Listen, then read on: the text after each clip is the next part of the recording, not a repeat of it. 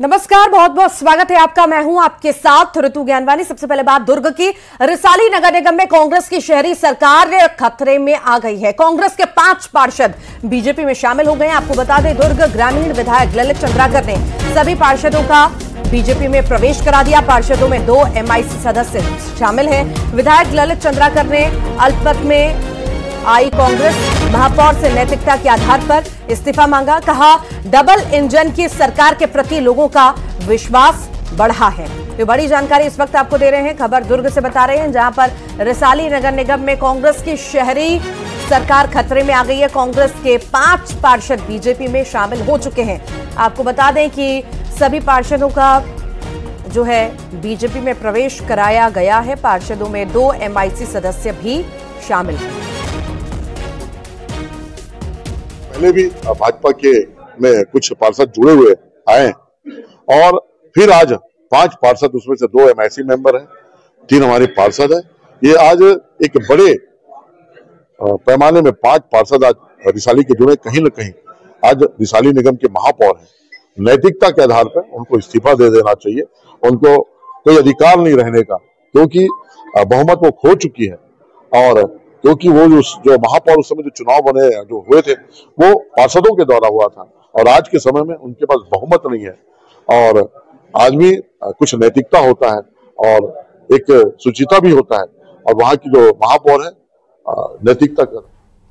और ज्यादा जानकारी लेंगे, सहयोगी मिथिलेश ठाकुर हमारे साथ जुड़ रहे हैं। मिथिलेश, ये नहीं कह सकते कि कांग्रेस को बड़ा झटका लगा है, क्योंकि निरंतर ये स्थिति बनी हुई है कि एक के बाद एक कई सारे नेता जो कांग्रेस में हैं वो बीजेपी में शामिल हो रहे हैं। और जब अब मजबूती बीजेपी की दिख रही है निगम में, तो यहां पर भी जो है बड़ी संख्या में नेताओं ने बीजेपी का दामन थाम लिया है।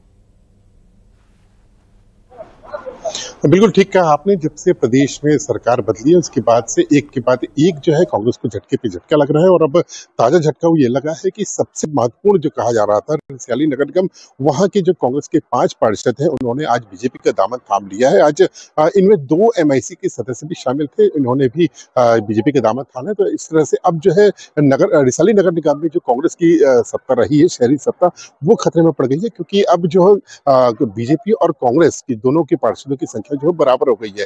ऐसे में कांग्रेस को यहाँ शहरी सरकार बचाना बेहद आवश्यक है, और वो किस तरह से बचाएगी ये देखने वाली बात होगी। वहीं बीजेपी की ये कहना है कि अब जो नैतिकता के आधार पर जो महापौर शशि सिन्हा है उनको इस्तीफा दे देना चाहिए, क्योंकि इस तरह से लगातार उनके एक के बाद एक, चाहे वो मंत्रीगण है, वो MIC सदस्य के रूप में जो मंत्रीगण है वो इस्तीफा दे रहे हैं। कोई वो भाग जाते हैं, कई वो दूसरा दामन थाम लेते हैं, बीजेपी में शामिल हो जा रहे हैं। कांग्रेस के जो पार्षद है वो काफी असंतुष्ट है और लगातार वे बीजेपी में शामिल हो रहे थे। इस तरह से कांग्रेस को जो है अब महापौर को जो है इस्तीफा दे देना चाहिए। तो अब ये देखने वाली बात होगी कि कांग्रेस जो है वो रिसाली नगर निगम में किस तरह से बचा कर रखती है अपनी शहरी सत्ता को। ये देखने वाली बात होगी, क्या महापौर इस्तीफा देते हैं या फिर कुछ ऐसा दाव खेलते हैं कि वो उनकी शहरी सत्ता बरकरार रहे। तो अभी काफी दिलचस्प ये हो गया है। रिसाली नगर निगम में जो सत्ता का खेल है वो काफी दिलचस्प है, क्योंकि अभी यदि वर्तमान की बात की जाए तो सभी जगह जुड़ गए हैं। अनुराग जी, बहुत स्वागत है आपका।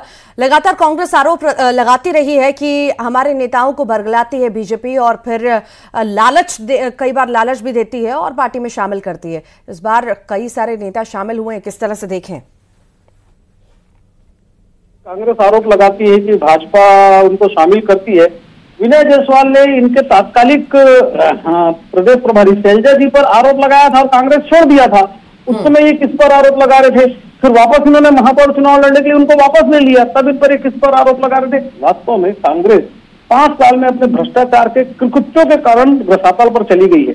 पूरे छत्तीसगढ़ में चाहे विधानसभा चुनाव हो, लोकसभा चुनाव हो, उपचुनाव हो, नगरीय निकाय चुनाव हो, चाहे पंचायत चुनाव हो, चारों सब तरफ प्रचंड भारतीय जनता पार्टी की लहर चल रही है। क्योंकि पिछले 5 साल के कार्यकाल जनता को याद है, और मात्र 13 महीने की सरकार में कैसे विष्णुदेव साय जी ने लगातार जनता के हित के काम किए। महिलाओं की बात करें, किसानों की बात करें, युवाओं की बात करें, लगातार जनता का विश्वास बढ़ रहा है, और इसी विश्वास के आधार पर वो लोग भारतीय जनता पार्टी के साथ जुड़ रहे हैं। तो मुझे लगता है कि कांग्रेस आरोप लगाना छोड़ दे, बस आत्ममंथन करे, और भारतीय जनता पार्टी सदैव जनता की सेवा के लिए उपस्थित रहेगी, ये तय है। ठीक, लगातार बने रहिए हमारे साथ। कांग्रेस से धनंजय ठाकुर जी जुड़ गए हैं। धनंजय जी, बहुत स्वागत है आपका। बड़ी संख्या में कांग्रेस के नेता शामिल हो रहे हैं बीजेपी में, लगातार एक के बाद एक झटके। आपको नहीं लगता इस तरह का सिलसिला चलता रहा तो कांग्रेस बहुत ज्यादा कमजोर हो जाएगी या दिखाई में ही नहीं आएगी? देखिए, भारतीय जनता पार्टी असल मायने में लोकतंत्र के खिलाफत करने वाले पार्टी है, जनमत का अपमान करने वाले पार्टी है। इनमें साहस और क्षमता होता तो आने वाले समय दुर्ग में चुनाव होते महापौर के या कुछ दौरान लड़ लेते, लेकिन भारतीय जनता पार्टी चूंकि लोकतंत्र को खत्म करना चाहती है और भाजपा का तो चरित्र भी है। जैसे प्रदेश में भाजपा की सरकार बनी उसके बाद आपने देखा ना, लोकतंत्र से जनमत से चुनी हुई जो निगम की सरकारें रही कांग्रेस की, उसे किस प्रकार से खंडित किया गया, किस प्रकार से लोकतंत्र की हत्या किया गया, किस प्रकार से सरकारी तंत्रों का दुरुपयोग किया गया है, पूरा प्रदेश में देखा है। और अभी तो जो नगरीय निकाय और त्रिस्तरीय पंचायत के चुनाव हुए हैं वहां तो भारतीय जनता पार्टी को मुंह की खानी पड़ी है, जहां बैलेट से चुनाव होते हैं और मोदी की गारंटी और ताय का सुशासन फेल हो जाता है।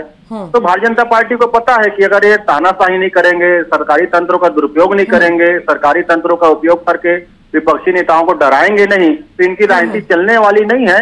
ज्यादा दिन ना करे, बहुत जल्द वो समय आएगा जब एक दौर ऐसा भी आएगा कि भारतीय जनता पार्टी के झंडा और बैनर उठाने वाले लोग नहीं रहेंगे, क्योंकि जनता को सब पता है कि भाजपा चुनाव कैसे जीत रही है और कैसे लोकतंत्र की हत्या कर रही है। ठीक, बहुत बहुत शुक्रिया आप दोनों का ही हमारे साथ जुड़ने के लिए। मिथिलेश, आपका बहुत बहुत शुक्रिया जानकारी को साझा करने के लिए।